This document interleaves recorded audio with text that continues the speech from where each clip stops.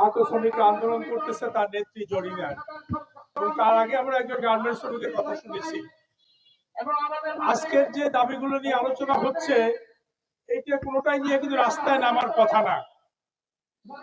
শ্রমজীবী মানুষ রাস্তায় নামে তার বেতন বাড়ানোর জন্য, তার সুবিধা বাড়ানোর জন্য, কিন্তু আমাদেরকে গত 2 বছর যাবৎ বারবারই রাস্তায় নামতে হচ্ছে বকেয়া মজুরি পাওয়ার জন্য।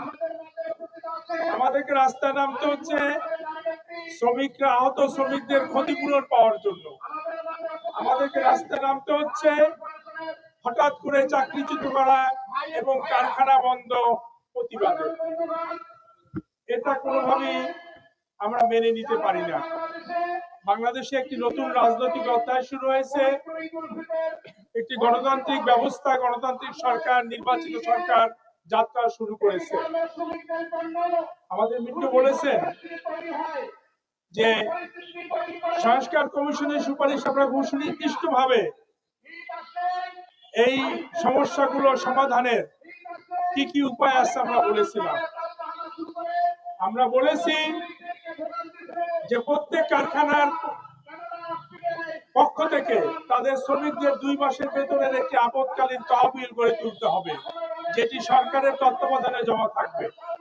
যদি কোনো কারণে কোনো শ্রমিক, কোনো কারখানা ওই শ্রমিককে বেতন না দিতে পারে, তাহলে অবশ্যই সেই তহবিল থেকে তাদেরকে বেতন দিতে হবে।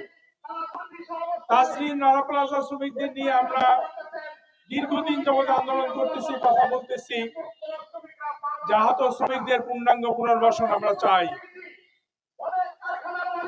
তাদের চিকিৎসার পূর্ণাঙ্গ ব্যবস্থা আমরা চাই। আমরা এই সরকারের কাছে দাবি জানাবো, তাদের যে নির্বাচনী ম্যানিফেস্টোতে তারা যা উল্লেখ করেছে সেই অনুযায়ী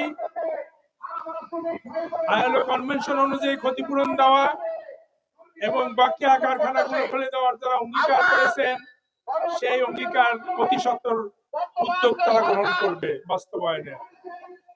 আমরা মনে করি ঈদের আগে যদি এই কারখানার শ্রমিকদেরকে হাসি মুখে বাড়ি ফিরতে হয় এত বড় একটা নির্বাচনের পরে, তাহলে অবশ্যই তাদের সমস্ত বেতন পরিশোধের নিশ্চয়তা দিতে হবে এবং তাদের পূর্ণাঙ্গ বোনাসের নিশ্চয়তা দিতে হবে। আমি খুব বক্তব্য বাড়াবো না।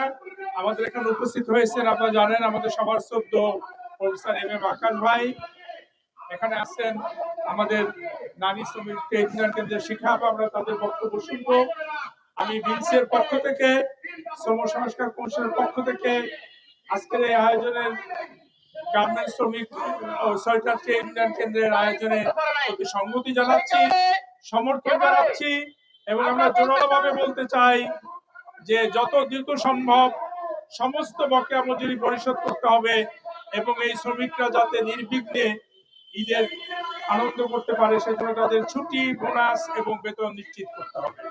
যার সাথে আমরা জনগণেরও নিশ্চিত যাতায়াত নিশ্চিত করতে চাই, কারণ শ্রমিক বেতন পাবে না আর শ্রমিক আন্দোলনও করবে না, এই স্ববিরোধিতা একটি গণতান্ত্রিক সমাজ মানবে না। এটাই বলে আমি শেষ করতেছি।